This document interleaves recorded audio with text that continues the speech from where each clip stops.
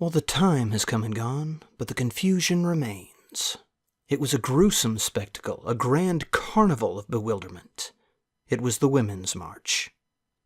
I had to drag this out of the back of my closet. I didn't think I'd need it again, but if they're all wearing pussy hats, then I'm wearing my cock hat.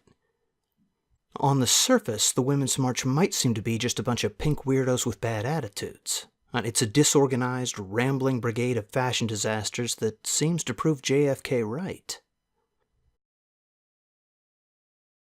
You know, it might actually be a great place to pick up some chicks, if you have the right line.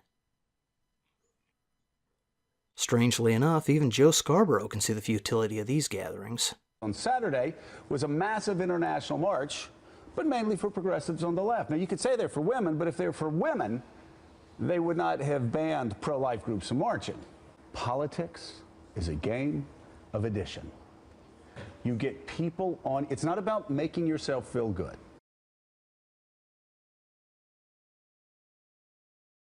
Now, that was last year. So in all fairness, I got to point out that this year, Joe personally sang an inspirational song that was played over his channel's footage of the march. He writes songs. He's terrible. You may get the chance to stand against a column of tanks, holding up your hand. Inspirational music is appropriate because these demonstrations really have inspired women to achieve and to accomplish. In the wake of these scattershot protests, so many barriers have been broken. There have been so many milestones for women, like,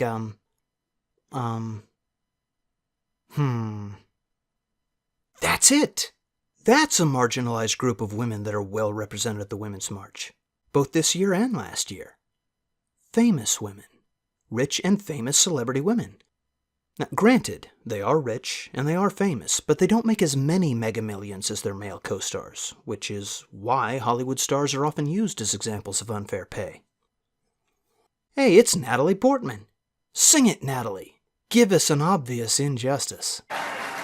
And here are the all-male nominees. Oh no!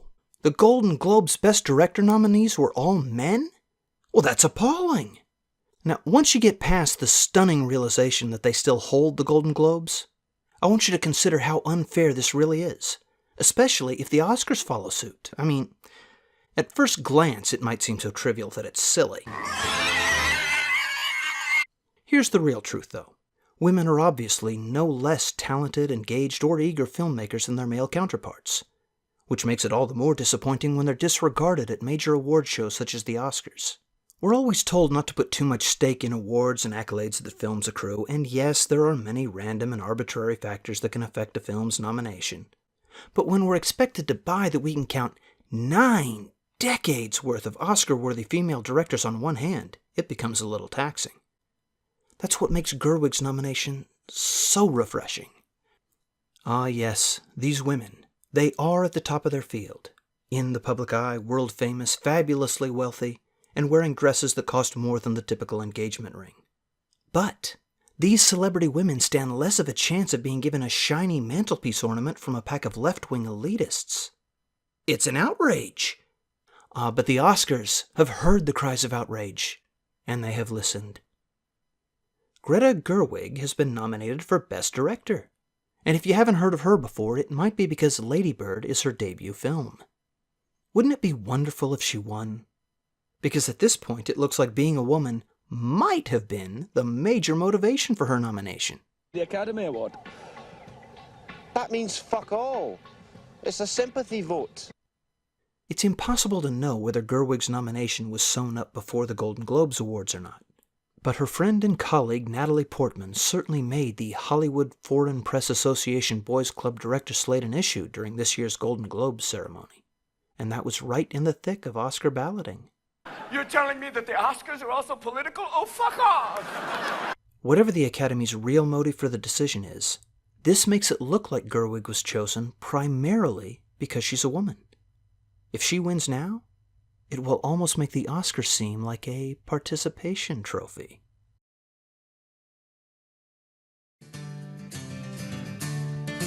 It's an asshole celebration, and they're all out on the street. See them on the sidewalk, oh, hear them shuffling feet. As 20,000 assholes do an asshole promenade. Step aside, good people, there's the assholes on parade.